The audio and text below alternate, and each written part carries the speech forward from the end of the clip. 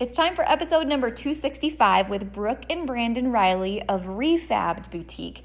You guys, if you're into power couples, this is going to be an awesome episode for you. Let's talk about your business, strategy, and the juicy details of what actually works, from mainstream fashion to fashion on Main Street, and the entire ecosystem behind it. How do we scale your company and do it with the balance and the happiness that we all seek? Let's hear from those insiders, experts, and strategists that actually make it happen. I'm your host, Ashley Alderson from the Boutique Hub, and I can't wait to chat.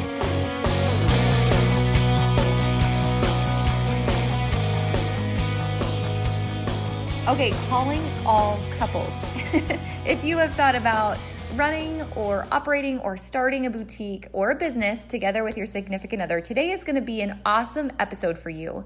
Today I'm interviewing two of my friends, Brooke and Brandon Riley, that have built an amazing business together that's not just a single revenue stream or a single channel, if you'll call it that, but it's multiple. You see, Brooke first started a DIY business, which turned into an area of influence, we'll call it, and then morphed into a boutique later on.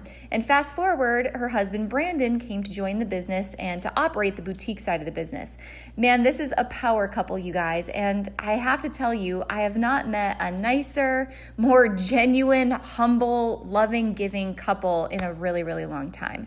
They've been partners of ours inside of Retail Boot Camp. They've taken the program and have remained in contact because I think what they're building is just going to be so long lasting and impressive.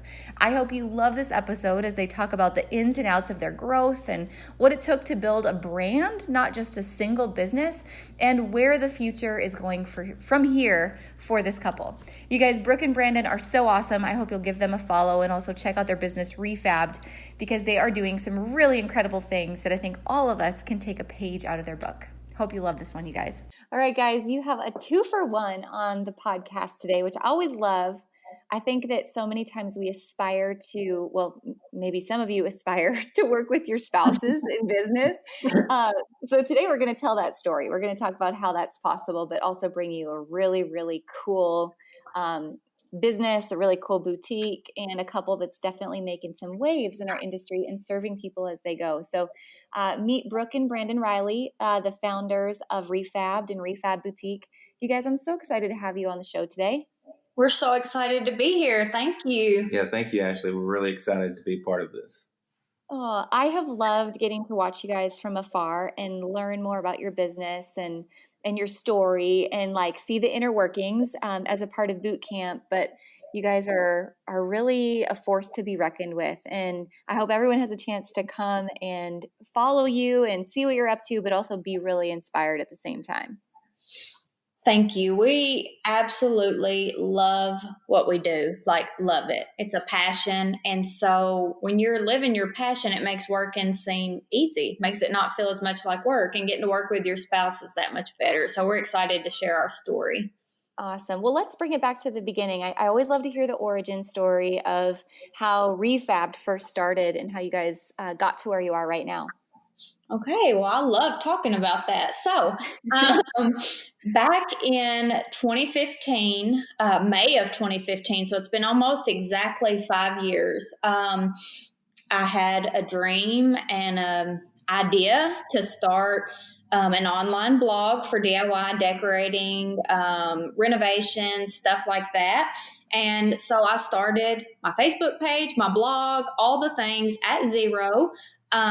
In May of 2015, started Re-Fabbed, which is refabbed.com, and my Facebook community, Re-Fabbed. And so getting started, we had moved into a foreclosure home that needed a ton of work. It needed complete gutting from top to bottom. We were living there. We had done the whole renovation ourselves, and I wanted to share before and after pictures and wanted to just start kind of telling about our journey. So I started the blog. And it has kind of just blossomed from there. But we started knowing nothing. I started this with just a dream and a goal to share my story and share what I was up to and some of my talents that I didn't even know I had. and kind of just got started doing that and staying up all hours of the night trying to learn the tricks and what to do. I had no idea about starting a website, no idea about running a Facebook business page, no idea about anything. And as time went on, we're 5 years in now, and things just kind of progressed over time. Things started growing. You started learning by trial and error. Brandon was working full time when I started the blog, and I was working full time. We were at 2 different electric companies and working from 7 in the morning until 4:30 in the afternoon at our day jobs. And having 2 young kids, which were babies at the time, and then coming home and trying to be a family and then staying up all hours doing the blog, which is a lot of people's story. You know, honestly, they work all hours trying to make it happen and live their dream. And that's the same as it was here.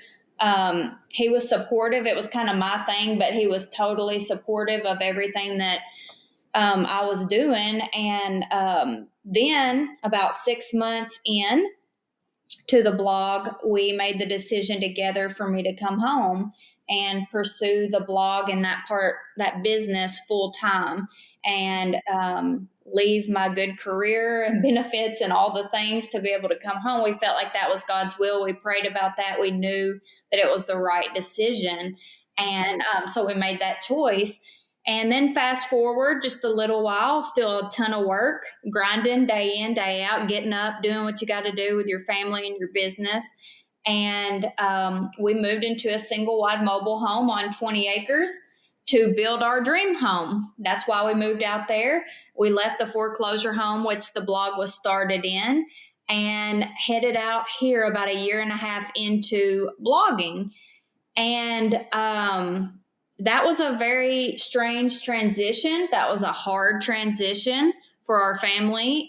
In all honesty, we had left a 2,500 square foot home where we were comfortable, and then came to a single wide mobile home on a bunch of land, which is exactly what we wanted. We knew we could build our dream home one day. We hoped.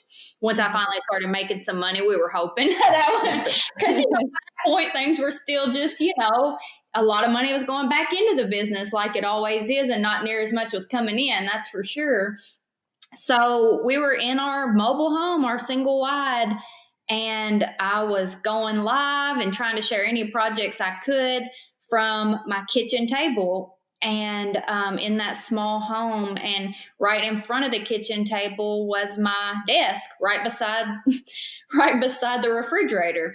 And everything was right in that little compact kitchen. And we were making ends meet, doing what we had to do to make the business thrive when things were less than ideal in our surroundings. But my community showed up, and they loved seeing what we were doing. They loved seeing that we were just real everyday people trying to live our dream and trying to make it happen, and in those circumstances. And so I think it actually drew the community a lot closer together through that time. And so it was during that time that we were in the mobile home that my community on Facebook with Re-Fabbed was really growing and starting to really expound. And people were asking, where'd you get your shirt, or where'd you get that necklace, or this and that? And I'm like, local thrift store, like 3 years ago, like, whatever. That's just kind of how it was, to be honest. Or I'd be like, Gap 4 years ago, or whatever. I had they couldn't go get what I was wearing, because I'm just thrifty and kind of just flying by the seat of my pants. Who knows where anything come from? I'm throwing it together, but they liked it. And I'm like, man, I wish I had some kind of way to be able to serve them, and them actually be able to get what I'm wearing without having to constantly be providing affiliate links that you would get like 2%, Yeah. And so that is where the boutique was born. 3 years into Re-Fabbed being a business, 2 years ago in May must be our total I don't know, because he came home May of the next year. We started in May, and the boutique started in May, so it's kind of crazy. But we decided to start the store part of it, and just to serve our people, just to be able to, if they said, Brooke, where'd you get your shirt? Well, let me tell you where I got my shirt. I got it from the Re-Fabbed Boutique, and Yeah. be able to provide that link to them and be able to let them purchase these items too. And it's been amazing to watch that happen and watch that grow and watch them thank me for giving them items to buy because they love that. So it's been just a crazy whirlwind of a tale. And just saying this real quick, and I'm sure we're going to hit on this, but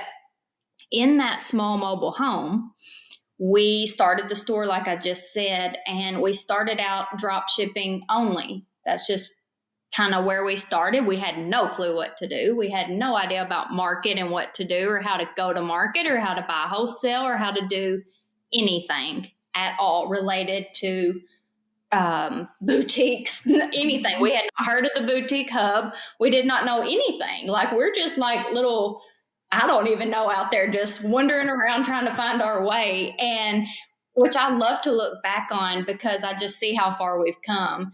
But so we started drop shipping and that went really, really well, but we couldn't meet the needs of our customers in the way that we wanted to doing that. Time frames were long to get their products in. Sometimes the products didn't meet our standards and all that. So it was a learning experience. But about 8 months into drop shipping, we dropped it completely and went to wholesale, buying wholesale and selling retail from our home, from our mobile home, little tiny playroom. We had it full of clothes and we started from there, right there in that same little mobile home, all doing everything, Re-Fabbed Boutique, everything right there from that little tiny spot. So it's been a crazy journey. I know there's going to be lots more questions about how all that came about and everything, but that's kind of in a nutshell, kind of how it happened. So it's pretty crazy. I love origin stories because just like the humility of it all, right? Like everyone starts with a dream, like this wild idea that you just don't feel like you don't know if it'll work, what's going to come of it. But so often today, I think, especially with social media, it's easy to compare your beginning to someone else's middle or feel like you've got to be somewhere that you're not. And I think that discourages a lot of people from starting, honestly, because they feel like it has to be more glamorous in some way. So I think you breathe a lot of life into what it's actually like to start a business. Absolutely. And what you said is so true. We compare so many times, like, even we can still be guilty of doing that even now, looking at your beginning and looking at someone else's middle and comparing those two, and there's no comparison, and we're all on a different journey. We all have a different path. We all start at different places and end at different places. And so comparison is just simply the thief of joy. But it's so easy to do. It's so easy to do in business and in life in general. And I think when people do hear from start to finish, like, overnight success was not overnight success. It was years in the making. And that does give people hope and encouragement to do it themselves and to realize that what they're seeing now was years in the making, So I think these stories do just give people hope. Absolutely. What's the one small thing I can do today that's going to impact my overall dream? I think about like your community. You've got over 500,000 in your community just on Facebook alone, and they're incredibly engaged and active. And I think today there's this buzzword, especially in coronavirus land that we live in, and that's authenticity, and just how hungry everyone is for real people and real stories, and like the newscasters coming live from their basements with no makeup on. I just love that. Yes. But you were so authentic from the beginning of your journey, and you built a community and eyeballs before you had a product to sell. Can you talk to me about what that was like? Like, how did you show up authentically? What type of content? How often did you go live? Like, what did it take to just be present as you yourself before there was something to sell? Yeah, absolutely. Well, first and foremost, being real and being authentic is all I know how to be. Like, I don't know how to be anybody different than what I am. So it made it very easy to just do that and to just be myself from start to finish. You're not having to try to cover anything up or keep up some persona that's not real. But when I started the blog in general, it was all writing. Everything was a written story, and it was my own self through my writing. And when I was posting on Facebook, it was still my writing. I was not doing video. When I first started, the first 2.5 years of my blog was only written format. I was scared to death to go live. I was scared to death to do video. I was scared to show my face. I don't know why. I just was. It was just a fear. And I was scared of public speaking.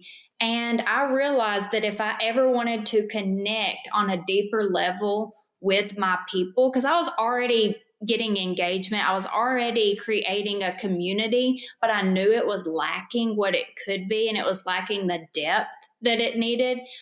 I knew that I had to put my face out there. I had to connect with them on a real level where they could see me one-on-one and I could interact with them. So when I started doing video, about 2.5 years in, that's when everything in the community changed. That's when the engagement started skyrocketing. That's when the business started growing and the followers started growing.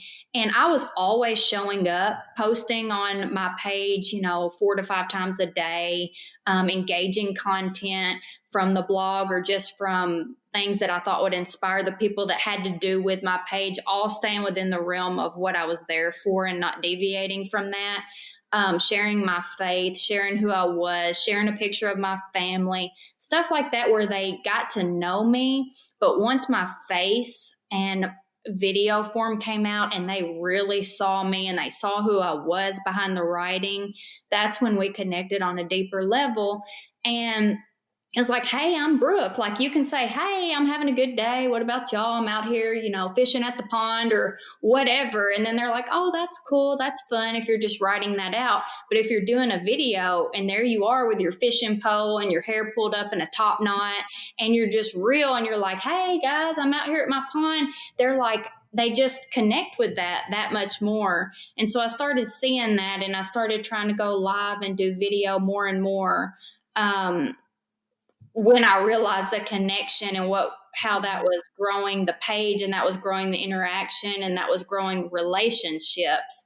And so I would continue to post like normal. I still posted 3 to 5 times a day, engaging content that would get people to interact. And I would always, always, always respond to comments. And I tell people this in my coaching group all the time, because I have a coaching group of a little over 600 women.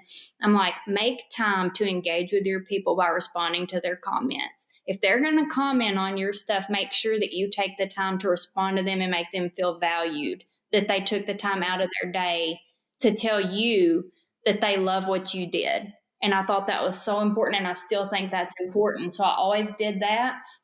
And just went live and just chatted with people. I just shared of our lives. I wasn't scared to share family. I wasn't scared to share failures. I would go live with no makeup sometimes. I would cry on camera sometimes, not purposefully, but it tended to happen. And it just, it just brought that raw and real factor of kind of what you mentioned just now with the reporters going live from their basement with no makeup. It wasn't intentional. It was just real life. And because of that, there was that instant connection and people just knew, she's just real. And when they see that day in and day out, year after year, you realize like she's not pretending, or that would be one really hard lie to keep up. You know what I mean? Like they see the same person every single day for years and they just see, that's what's real. And that's, people who know me in person and people who know me on the internet, they know that it's the exact same person. And I just think that authenticity and that realness is what builds a community for sure. Oh man, I completely agree. And I think about, like putting myself in your shoes, you start and at the Boutique Hub too, I feel like everything was free, right? Like you talk a lot about service above self and truly serving your community. And then monetization comes later. But I feel like a lot of times today, people have it backwards. And they feel like the second they start something, like immediately I have to monetize it. But you're such a great example that it doesn't have to be that way. And it wasn't that way with the boutique hub either. Was there ever a turning point or like a challenging moment that you faced early on where, again, you're doing all this for free and you're serving people, but like you just hadn't figured the business part out yet. You hadn't figured the money part out yet. How did you start to bring in early revenue before you transitioned to the boutique? And Brandon may want to say something about this too from a different perspective. My perspective was during all this, and what his was maybe slightly different, but I'll answer that first, and then I'm pretty sure he's itching to say something. Yeah, I mean, absolutely. The first probably 2.5 years, yes, money was coming in, but when I left my job 6 months in, I might have been making $300 a month. I mean, there was nothing, and that was going right back out. That was not profit. Yeah. So it's not like I left because I was rolling, but to make ends meet, like I would paint furniture for people. I would come do a decorating job for $75 for like a gallery wall if somebody wanted it done. Like all of that was like truly no profit and no big money to speak of, but it was enough to keep things going and keep a little bit coming in on my behalf that I felt good about what I was doing, and it just kept me motivated. And I think I just kept doing anything that I had to do to make a little money. I would sit down with my little notepad and be like, what do I need to bring in this month to cover this? To make this worthwhile. And I would just make sure I made that money somehow. It looked different every month. I would sell a craft kit, and I do a little online class. I would have an in-person class locally to paint door hangers or make a craft, or I'd paint a piece of furniture and try to resell it on Facebook, or, and I was still trying to build the blog and making a little bit of blog revenue, and just anything I knew to do that could bring in some kind of money, I was willing to do it. Even if I knew that wasn't my overall goal to do that in business, it's what I had to do at the time to make money, to keep the dream alive and to keep going in the direction that I ultimately hope to get in. And I'm sure he's got something to add to that too. Well, I think like what she said, she did what it took at the time. Like we were blessed to have, my job to fall back on. So we knew like, we were financially stable. We had, I had a good job. We had insurance. We had all the good stuff. So we had that we knew we could have, but we were used to living a lifestyle that was a little above that because we had 2 good jobs. We, had some extra income. And once she left her job, that extra income, sort of dwindled away. But so we did what we had to do. I had always kind of redone houses, so we picked that up a little bit. We got into rentals a little bit, just whatever we had to do to keep going so that she could follow this dream. Because once she got started, we could both see what it could be in the future. We knew that you got to work hard to get it off the ground. You got to sacrifice. You got to take those, or not take those trips, I should say. You should, you got to be able to do whatever it takes to get by until you get to that situation. And then when we got to about 2.5 years into it, or was it 3.5 years into it? Anyways, when we decided we was May of 18 when we started, right? Started the boutique. May of 18. May of 18. So right prior to that, in May of 18, we had kind of had a discussion where it was basically, I know you love what you're doing. I love what you're doing. We know it's got potential. We know that it's really blessing people. We know the community is there. But in order for us to do the things such as build a house or take the trips or do the extra stuff that we really wanted to do, the financial side had to pick up. And so it was either going to be, her pick up a public job at that time, or we were going to have to find a way to increase the revenue that business could bring in. And I remember that conversation like it was yesterday. Yeah. Because he said that and it made me mad. It ticked me off because I'm like, what do you mean? Like, no, I'm not going anywhere. You can imagine, and I could see so much and I knew he could too, but like it was my baby. I'm like, no, I will not go back to public work. I mean, nothing against public work, so please nobody take that wrong. But I knew I was designed to be an entrepreneur and I was supposed to do something more. And I know he did too, but still, like he said, we moved out here not to stay in a single wide mobile home forever. We wanted to build our dream home. And for that to happen, and we love to travel. I mean, we like to do the extra stuff that people like to do. And for that to happen, the money had to be there. So it was one of those moments as a couple that he laid it out there and he said, look, your dream is awesome and amazing. And I see the potential, but the money has to be there. And I think even though I was working so hard, it was a turning point in my mind and in my mindset and like a shift and a pivot where I'm like, I'm going to prove you wrong. Like, not that, but it was just like, I'm not doing this. I said, you give me till the end of the year. I said, and if I have not done what we need to do by the end of the year to make this sustainable for me to still keep on this track without going back to public work, then we will talk and we will make that decision and I will do it. I said, but in my mind, and I prayed and I, just kept working hard. And I'm like, this won't happen. I will make this happen. And we did. But it sometimes takes that hard conversation or that hard truth to be like, okay, this is all well and good and dreams are all wonderful and dandy. But if there's not money coming in to support that, then you have to think, about your life and your future and your kids and the things you want. And if that's not happening, you've got to make that shift to make it happen, or you got to switch gears. And so that shift happened in my mind, and I just went hardcore into making sure that whatever I had to do, it would work. And he saw that in me. And of course, he was still as supportive as ever. And by the end of that year, we were already talking about him coming home.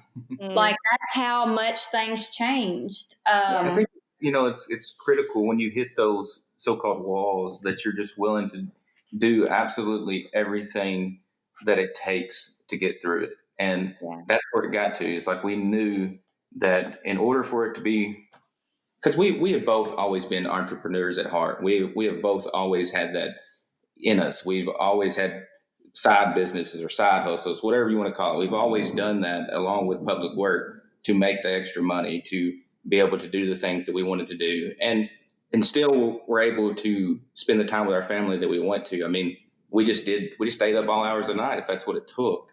So we've always had that, and to see that passion in her and to see that drive in her.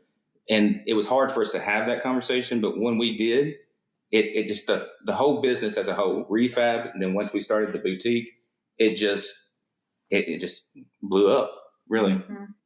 I get goosebumps when I hear you guys' story. And again, I cannot wait for like the four of us, including my husband Eric, to meet at some point, because we had that exact same scenario, like hustle, no money, have to have a crucial conversation, pivot and move forward. And I feel like one thing I learned through that, and I'm curious your guys' take on it, is we had such different communication styles. Like, I was so lost in this dream and idea and the hustle of it, which, Brooke, I mean, that's where you were doing your thing. But I feel like Eric was the analytical, and he was like, okay, show me your numbers plan. Like, financially, where's that at? And Brandon, I'm just knowing you, I'm assuming that's where that was coming from too. So that was the conversation. Exactly.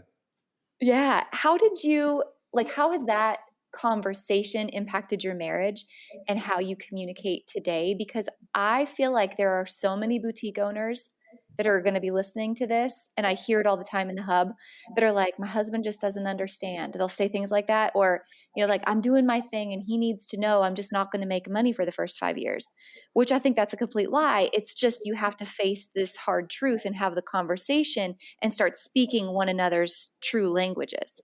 Mm-hmm. Exactly. Oh my goodness. I think it, like, when you start working together, and even at that time we had that conversation, we were not working together as far as both working the business full-time as our full-time job, but we've always worked together through it, obviously, like you and your husband. But that conversation, and once it happened, like, it's not all rosy. It wasn't like, oh, he's so sweet to, tell me I need to wait, till that I got to the end of the year before I had to go back to a cubicle. That is so precious. It was not like that. It was like, I am tired of him trying to not act like my dream's going to be a reality. You get mad and you get bitter there for a minute. Because that's just the natural reactions that you're going to have, and you have these feelings because it's your dream and your passion and all that. But I think when you can work through those hard times together, and you can see, like you said, he's the analytical one, I'm the dreamer, and we're actually both dreamers too, but he is far more analytical and numbers minded. He's like, yeah, you say you made this money, but on paper, where is it? And I'm like, it's there, just trust it, trust the process, and all this. But it has helped me working with him to understand that he does have our business, the best in mind for our business. He wants what's best as much as I do. We just see it different and from different lenses, and I kept telling him, I'm like, he's like, well, what is your goal? And I'm like, I can't tell you my specific goal, because the way I see this, as it grows, opportunities come up that I don't even know exist yet. And so it's so hard for me to tell you where I want to end up. At that point in time when we had this conversation, the boutique was never thought of. It came into the picture 6 months after this conversation. And then 6 months later is when we were already talking about him coming home after we had the boutique for 6 months, and it was doing great. And Re-Fabbed was doing great too. Like, it took off when the boutique did even more. And so I think just finally understanding that you are different, you speak different languages, you have different love languages and all the things that all come into play. And just knowing that the other person in the business does care just as much as you do. You just have different ways of showing it and different ways of putting it together, and all that is what's helped me. Like, when I get irritated at him, which is so seldom, when I get irritated at him or something, or I think he's being whatever, I just have to truly remind myself, he loves this. He loves our family. He loves our business just as much as I do. We just have to come together to come to an agreement on how we should work through this or that or whatever. And sometimes he has to remind me, like, this is all great, but if these numbers aren't adding up, then it doesn't make sense for us to do, And I think it just takes both people coming together and working together through it. And I'm sure he's got stuff he wants to say about that. And I just want to know I'm extremely easy to work with, and I never cause any issues.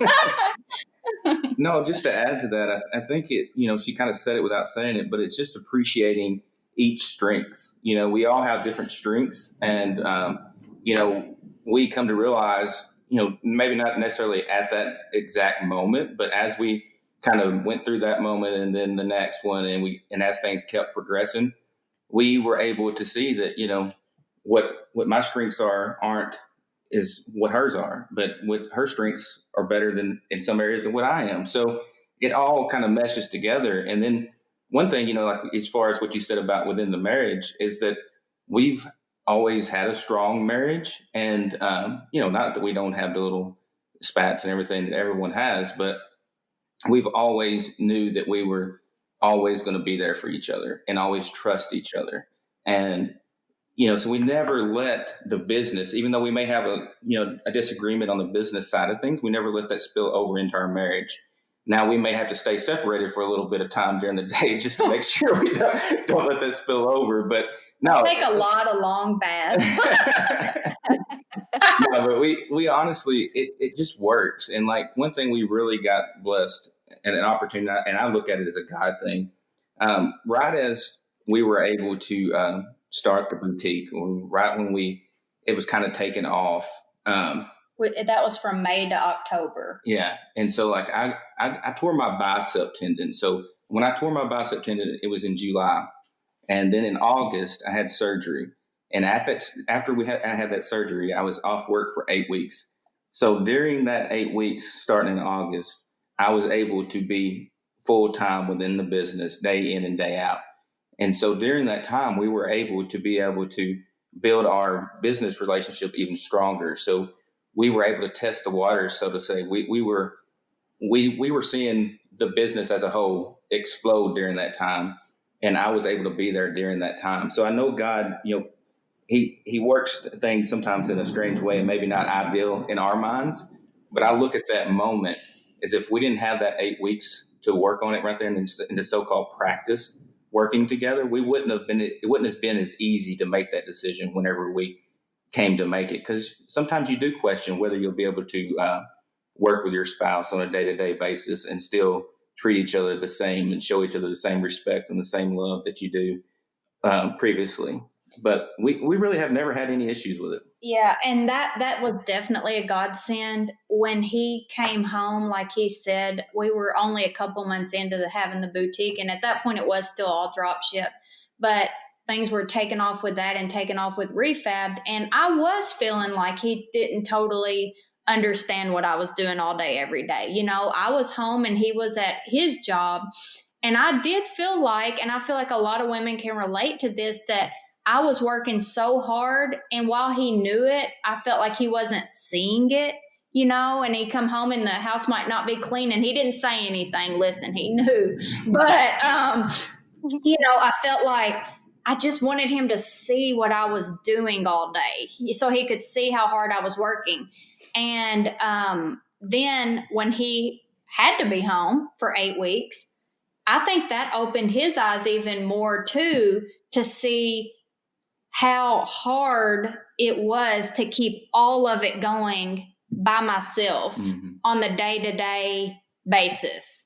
And then all of a sudden he's like, I think we need to get you some help on this and this. I'm like, hallelujah, praise the Lord. Oh my God, she's seeing, So it was just a godsend all the way around. Like, I felt like it finally just showed him that much more, the work that was going in on the day-to-day basis that you wouldn't see, because it's all that background stuff, and that's just as important as the front lines, but it takes so much time. And so that was a big turning point when he had that surgery and had to be home. And like he said, it definitely did ease us in to knowing that we could do that and we could work together.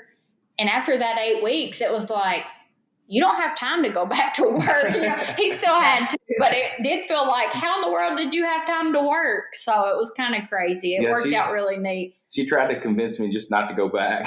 and honestly, we probably could have at the time. But, I was kind of like, I think I heard someone else on your podcast talking about, we took the next 6 months or so to really dial in what the business was doing financially and what we were able to live on the business, and to make sure it was all there, and just to really, really crunch those numbers, and to make sure that we were making a smart decision, that we weren't going to sacrifice a career that I enjoyed. I mean, I enjoyed what I did. I was a lineman at the time, and I enjoyed doing it. I loved all my side jobs, but I also liked being there. So, we knew that it was going to be a life-altering decision, and it would be something that we wanted to be 100% about. But and I want to say this real quick, because I think this is important for any men that are listening too, because I know men listen to this. And him coming home to be with me, everybody had only seen this as my business. They never gave him any recognition. They didn't know what all he did behind the scenes. It was Brooke's thing. She sits home and crafts all day. That's what they thought. And it was Brooke's business. Brooke's this. Like, nobody saw it like it really was. That was just people's perception. So for him to make that choice to come home, it's like, oh, you're going to go home and work for your wife now. She's your boss. And if people still say that all the time. So I know that was hard for him, because I know that was something no man wants to feel like that, to feel like that's what people are seeing. Yeah. But I think it's really admirable, truly, that he put all that aside, because he knew it was our business, no matter what the perception was from the outside world. Mm-hmm. And he came in and just gave it his all, and he's never looked back, and he has supported it 100%. And he gives me so much credit, but there's so much more credit that he should be given that he never receives. Yeah. And I've always really admired that about him that he would come home and just take this on. And, he's the one in the boutique hub, not me. Like he's the one that gets in there on those calls and is one of the only men. And and I just think it's really admirable that he does that. So I just wanted to make sure to give him kind of a shout out on that. Cause I know, that sometimes it can be hard on your ego, maybe, to come home and people think you're coming home and working for your wife or doing crafts. And that's not it. We work together. He doesn't come home and work for me or I work for him. We work together on this. Man, I think, Brooke, actually, I think Brandon and I were having this conversation on a call not too long ago, because same thing, people, especially men, I would say more than women, have said that to Eric and said, oh, you work for your wife. What's it like to work for your wife? But I agree. Like every night when you lay your head down on a pillow, you're talking it over. Your partners in this business, whether one gets credit or one doesn't. So man, just to encourage everyone that's listening to really rely on your partner and to have that conversation about what it means to work together in your business, whether it's on paper or in public or not, it's always a partnership. Absolutely. Yeah, for sure. As you guys were working together, I'm curious, because I feel like we had our ups and downs in this area. As Brandon, as you were getting settled into your role, talk to me about what's one mistake you guys feel like you made as you were identifying who was going to take what role and how you communicated with each other on a daily basis. I think the biggest mistake is that sometimes we expected each other to know what's going on in every aspect of the business. Yeah. And so we would, I would be taking care of whatever it may be on the day to day. And then I would go to talk to her about it and I'd be like, how do you not know what's happening here? Or she would be live and have all this stuff going on in the conversations there. And then she'd come up and be like, did you see what happened? And, you've got to realize that each of you have your own role and that each person is going to take care of different aspects of the business day in and day out. And you got to trust that person. You got to trust that they're getting it done. And then whenever it comes through, they can give you an overview of what's happened. And so I think, the first mistakes was just that we expected each other to know every aspect of the business. That's just not going to happen. Yeah. Mm-hmm. Brooke, do you feel like you had to, in some way, I don't want to say give up control, because I find that to be negative, but I think as entrepreneurs, we feel like we can do it all. And at some point we have to just rely on being able to hand it off to somebody. Do you ever feel like there was a time where you had to learn that lesson in a new way, working with your spouse, of relinquishing that control and handing it off? Yes. Because from day one, even though he was a vital part in everything, he still went to his 9 to 5 each day. And it was me that was doing all of this stuff at home. Mm-hmm. And so it was me grinding in this thing day in and day out and thinking it and breathing it. And he wasn't breathing it like me, he wasn't. Mm-hmm. And now he is and everything. But it was me that was giving it my all and having these dreams and goals and started it with a passion and all this. And so it was my baby. I've said that before, but it was my baby. And when he did come home and we started working truly together on the business, 100%, both of us all in, it was very hard to give up anything to anybody else. Not just him, but even employees when we would hire people, because you feel like nobody's going to do it as good as you're going to do it. And that's not always true at all. In fact, a lot of times people can do it better, but you've been the one doing it. You know how you want it done. You know how you've been doing it. You know all that stuff. And to give that up to somebody, even thinking they probably can do it better, it was really, really difficult. And it was a hard transition for me to be like, okay, you can handle this now, or you can handle that now, or okay, I'll let you do that. It was hard. And, there was conversations along the way where it was like, Brooke, you are going to have a nervous breakdown if you do not give up something, because you are doing too much. And when you're trying to do too much, there's things that aren't getting done as good. Yeah. And that's just the way it is. And I did. It was really hard for me to give up any of it because I didn't want to. I wanted to still do it. And I still felt like I could do it better. That's just the hard truth of it. And I think a lot of people have probably been there, but I will say this, even though it was hard to give things up, it was the best thing I ever did to give things up. Because then I could breathe. And I always tell my coaching group, in business, you need to focus on the things that only you can do. You need to do the things that only you can do. Only Brooke can do this. Only Brooke can go live and share her craft, or only Brooke can do this, or only Brooke can do that. But there's a million other things that other people can do that are not Brooke, or that are not you. And those are the things you've got to be willing to delegate, because if you are not delegating and you are not letting other people take over different areas, then everything's getting about half done and none of it is as good as it should be. So it was definitely a learning experience, and has helped me realize, even as we hire people, that it's like, okay, I don't have to write this exact email. Somebody else can craft this email, and I can teach them how to word it that sounds just like me and that looks just like me, and the way I would word things, because I still want to have that personal touch. But I don't have to be the one doing this exact email that's going to go out to our email list, or, whatever. That's just an example. And so being able to do that freed up a lot of time to do other things that were not getting done to their fullest potential, because I was trying to do these other things too that I didn't actually have to do. So that was a really good thing to learn. And it's definitely helped me be able to breathe a little better and ease some of that overwhelm that we as women can get ourselves into way too often. Yeah. How do you guys take that same concept and manage your time with your family? I'll say you've got kids, you're busy, you're doing all the things. How do you set specific time, I guess, for your marriage, date night, where you're not talking about business, but then also time with your family as well? Yeah. So I think with our family, we're just really, because we do still run our business here on our property. So we actually have a warehouse that we ship out of on our property, and we actually work within our home. So we run our offices inside our home that we have now. So we're here with our kids, even through this COVID. We've had our kids here day in and day out.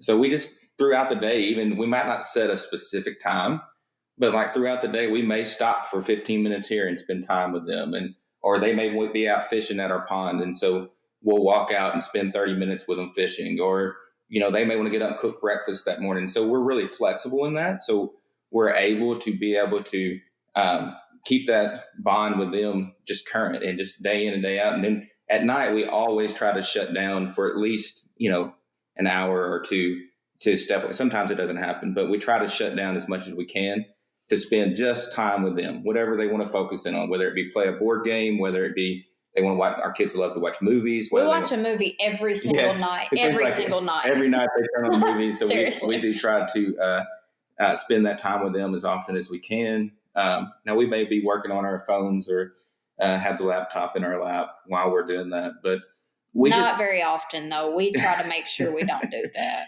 We just want to let them know that they are more important to us than our business. Now, they know that we have to work, but ultimately our family is number one. And, as far as date nights, we don't do them as often as we used to. We do try to, we're tired of each other. No, I'm kidding. I'm joking. We try to set, time apart, that we can just get out and have dinner together. And luckily we have parents who are willing to watch our children when we just all of a sudden decide on a Thursday evening we want to go out and have dinner together, and we just say hey, and they love to have them over. So yeah, I think it's just being intentional. It's with anything. It's all being intentional. You can fill your day up with whatever you choose. And I talk to people a lot about when they're talking about working out, and they say I don't have time to work out.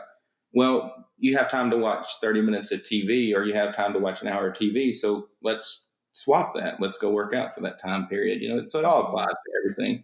You choose what you put in your life. And I think it's important too, the kids see our work ethic, and I think that's good that they see that you got to work hard to, reach your goals and to do whatever in life, that it takes hard work. Nothing comes easy and nothing comes free or handed to you.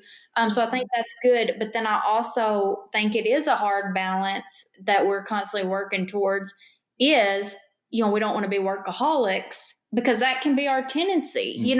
When you are, you look at the Enneagram, we're both threes. And that's kind of crazy to be married to the same one, but that's like the achiever.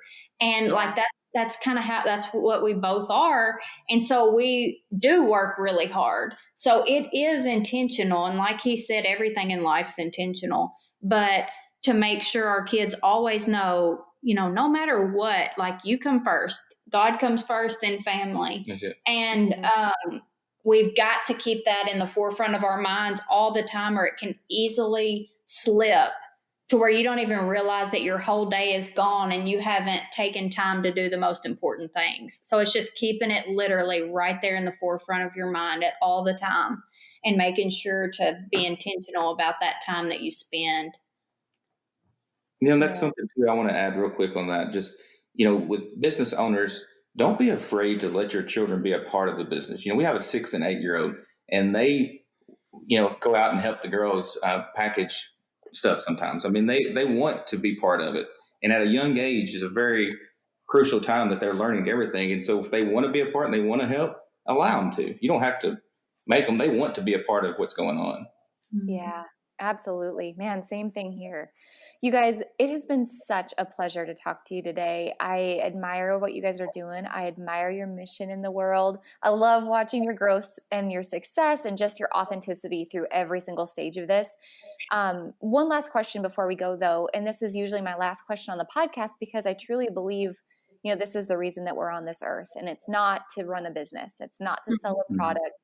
We all are called to such a greater mission than all of this. And so I'd like to know, you've got kids. Let's fast forward 30 years down the road, and you've got grandkids, and you're sitting on the front porch of this beautiful dream home that you have now. And you're talking about the life that you lived and the businesses, plural, that you built, right? Because there's many. What's the thing that you want them to remember the most about what you created? And what's the thing you want them to tell their grandkids about who you were?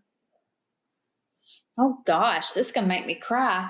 I mean, honestly, that, like you said, is the most important thing to think about, is what you're gonna leave this world. Are you gonna leave it better than you found it? Yeah. And what I want to be remembered by is someone that loved big and gave her all in everything that she did. She always put God first, and family and community, and was a giver, and made people feel valued and made people feel loved. And that's what the business stood for, and that the business was not there as something that was bringing in a mighty dollar, but it was there to bring community together and make people feel valued through everything. And if I were to die tomorrow, which is possible, we don't ever know, then I want people to look at me and say, she made my life better just by being there. I told you I was going to cry, but they can't see it. They can only hear it. But, that she made my life better just by being there, like whether it was a craft or a motivational speak or a hug or, whatever it was, she made me a better person just by being around her. That's what I would love to know that people said about me and my business when it's all said and done. And, my family, I want them to look at me and say, no matter what happened in her business or how much success she found in the form of worldly success, she never deviated from who she was. And she was always mom and friend and wife and a child of God, and put us first no matter what, always before money or fortune or fame or anything else that came from this world. Mm-hmm. Yeah, I think just to add a little on that, I think most importantly, I want everyone to know that I love Jesus and that he died on the cross to forgive me of my sins. And that from that, I try to live my life to be like him in order to serve others, to make them better, so that what we're doing It's not about us. The boutique itself started as a way to serve the people. Yes, we did have that conversation about monetizing things, but the vision of the boutique was not about how much money it was going to make. It was about, can we provide them with things that they're wanting? What are they asking for? And so we're always looking to try to serve in everything that we do. And I hope that more than anything, that's what people see, is that we are there for them. And I hope that's what we're seen for. Mm-hmm. You guys, what a beautiful, beautiful testimony. I appreciate who you are so much. Thank you again for sharing your life and your journey with us today on the podcast. Thank you so much for having us. We really enjoyed it. I hope you guys loved this episode. This is one of the coolest couples that we've had the opportunity to meet and to work with inside of the Boutique Hub, and we wish them all the best success in the world. You guys, I know lots of you have sent me messages asking about how do you work with me or how to work with the Boutique Hub, and also questions specifically about Retail Bootcamp. So today I want to drop a link for you inside of today's show notes so you can learn more.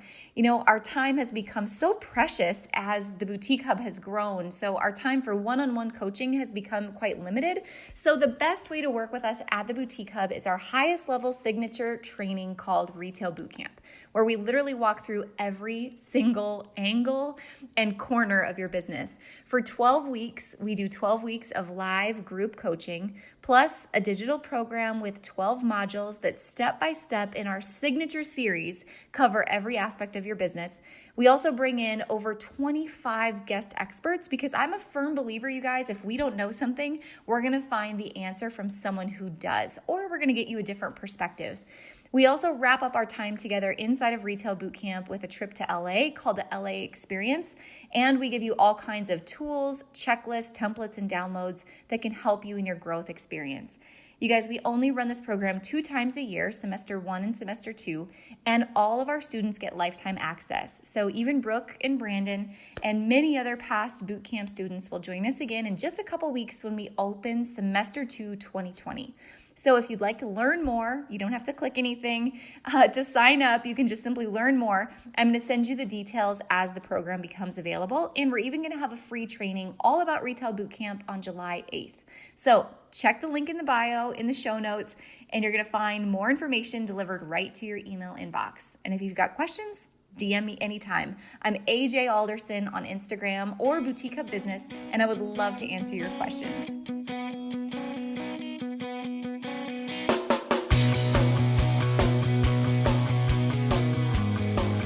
Hey guys, thank you so much for listening to this episode. We hope that you loved it. Don't forget to hit subscribe and leave a rating and review down below for a chance to be one of our featured listeners each and every week. For more information on our spirit of community over competition and how to access complete show notes and bonus downloads from our guests, head on over to theboutiquehub.com and join the community. We'll see you next week.